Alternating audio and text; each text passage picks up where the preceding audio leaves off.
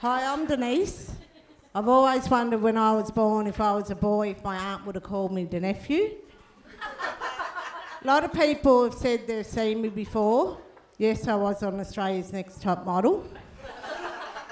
I'm a single mother, 3 children. I raised my kids on my own. Their father was never involved, so we call him the donor.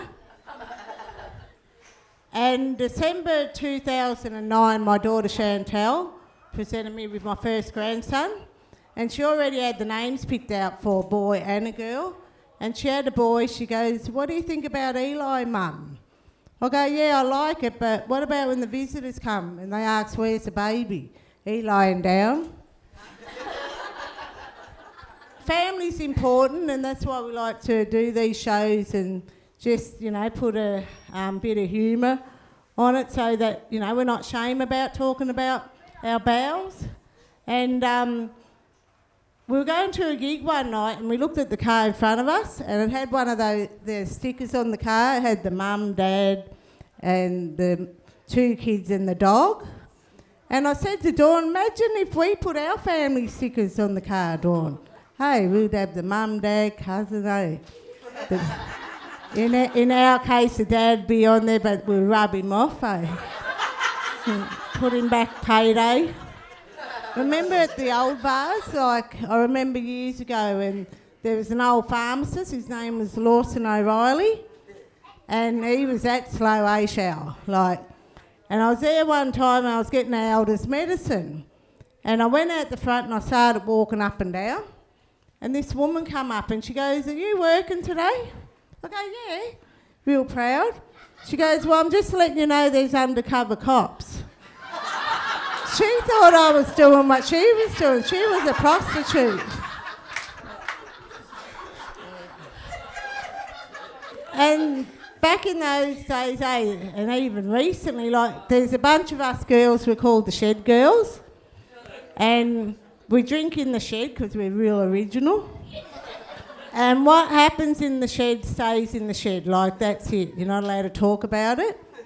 But I can talk about this time because this didn't happen in the shed, it happened on Smith Street, right?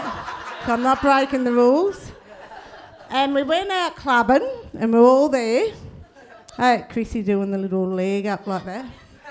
And you know how black women got to take over the club, no matter how many of us? And we're there and we're doing the dance and done the little circle, and one's got to go in and do the individual dance, be the big shot. But when one of the sister girls come back, they bumped this gubbar girl, and she wanted to fight us. So we fought her and her friends. We won, of course. And then we went back to the table, fixing our hair up, and because this fella come and he wanted to take our photo. So we were doing the Facebook pose like that, and doing that. And we sat down and I asked him, I said, "What local paper that's going in?" He goes, "It's not. It's going at the front door. Next time you won't be allowed her in." And after going out drinking, I get a bit hungry. And I remember when drive-through McDonald's first come out, and we're on the way home, and the cousin was driving, and we're there ordering up. And the woman behind us kept bipping the horn, telling us to move. And we said, "Hang on, wait, ignorant, we're ordering." She's bipping again. And next minute she come up and to the window. I thought, "Oh, now she wants to fight us." But she said, "Hey, what are you doing?" We go, "We're ordering." She goes, "Well, you might want to move up. You're talking into the bin." And, now that I'm a grandmother, I'm trying to think more healthy and, trying. And I went to boot camp.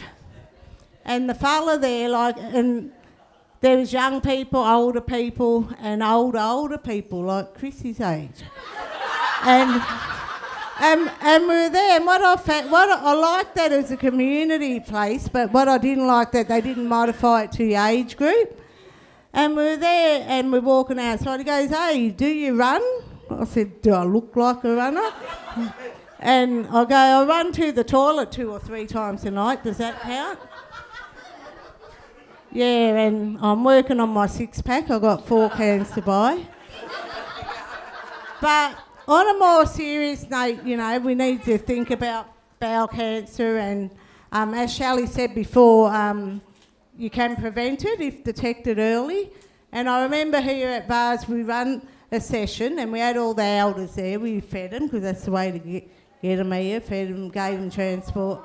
And they wouldn't talk about it in the forum, they were ashamed. But a few elders followed me back to my office and they grabbed the kit and they ended up taking it and doing the test at home. And 3 of them did have bowel cancer, they were detected.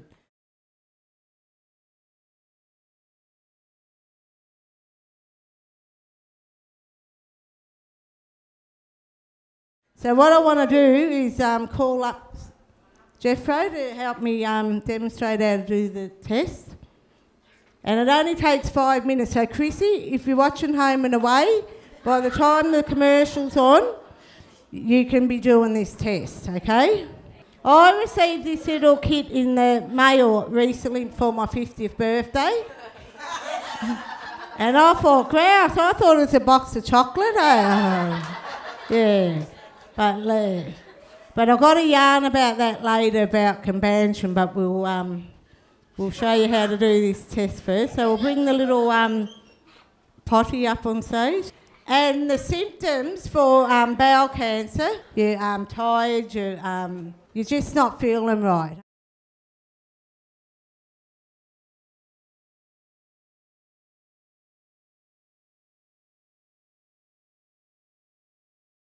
But this is our little potty, thanks to Viv.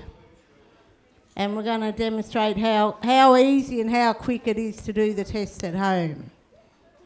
Right? We're going to pull all that out. Okay. The important thing is if you're going to do a wee, do the wee first, don't do the wee with the Coonie. All right? Yeah. Separate it. No. Yeah. Right? And this here you put on top of the toilet seat like that. Where? Where are you? I can't see. There. This side up. That side up. Oh. You don't. Hey. Yours came out the other end. So we pop that on there. Are you ready? We grab the tubes. Are you going to sit on there? You may as well. There's plenty of people. Yep. There. Oh, yeah, you're right. You're right there. You got your tubes? Test tube. Yep. Where's your other little... Yep. I'll hold on to this. And what you do your little Coonie or big Coonie, depending on whatever you're doing that day. And you open up this here. Yep, you got your little... There's a blue and a red tube. See? Oh. If there was a yellow one, we could have Brisbane colours. No. And we take this out, hopefully quicker than last time we done the test. We take that out. And you only need a little bit of Coonie on this test, on the bottom tip, okay? There. That's your Coonie, so you've got to do that. Yeah, a little bit, yeah, and you put it back in there.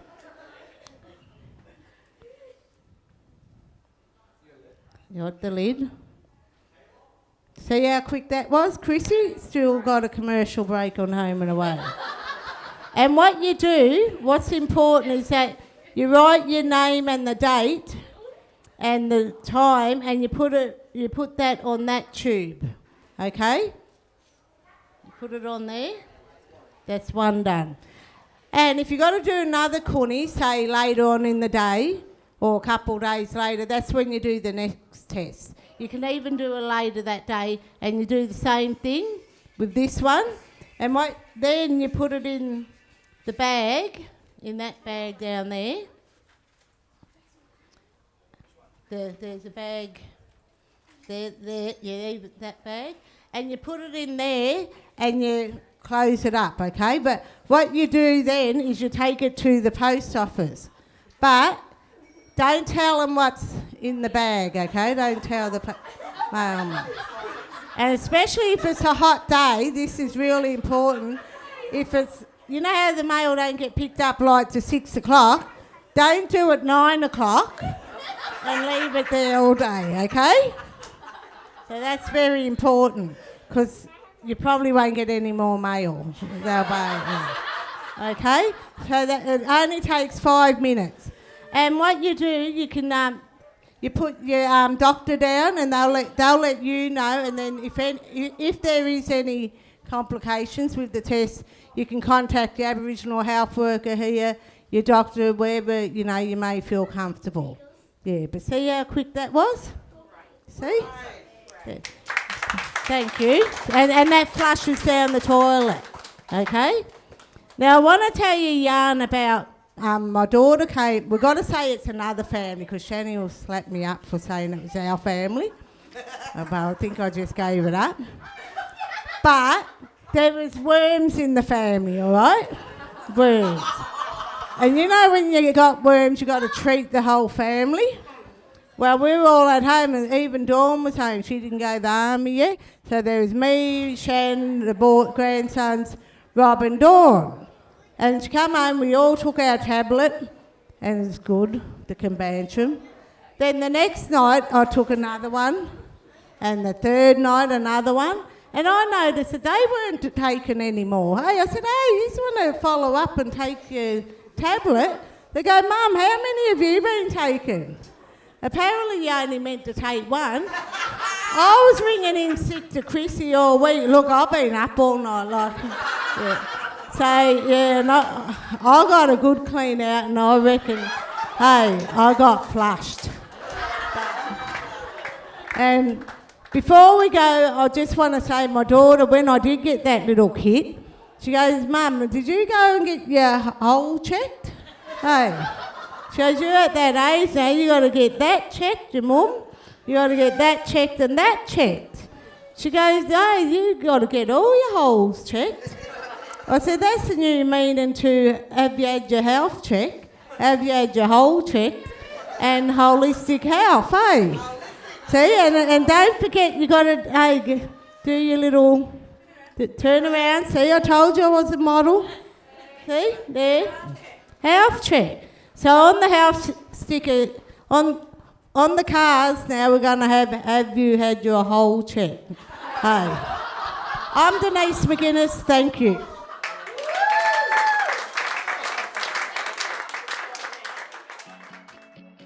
So today was just deadly. I didn't expect to come in and have that happen. Yeah, so the way to spread any message in the Aboriginal community is through comedy, having a good laugh.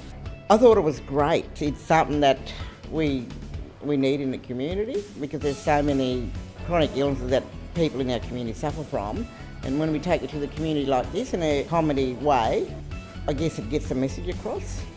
Yeah, the message that bowel cancer is preventable with early detection. I don't think my nan even knew about the bowel cancer and the seriousness of it. So, and it's good for the Aboriginal community and, you know, the elders as well. The message was that how simple it was and how you do the test in private. That was a big key issue. There's a lot of shame in our community about things like that, embarrassing, and if shows like that today, like, could get the word out there, maybe get some thinking, do I really care about myself, and I should have it done. The older age group, they do feel a bit, oh, well, I don't want to talk about my Coonie. Who cares at the end of the day? As long as you know you're healthy and you're going to survive to see your great-grandkids or whatever. So it's good that it's been highlighted today, and in such a comedy little way. I love it. Love it. I thought it was marvellous. If it wasn't for Denise doing this, I wouldn't have had my test. I'm just so glad that it's getting out there, it's being talked about, it's not a shame thing, you know, and we need to take what we learn and what we get from the plays like this back to our homes and back to our communities. Every Aboriginal or everybody in the community, encourage your loved ones to go and do it. Yeah.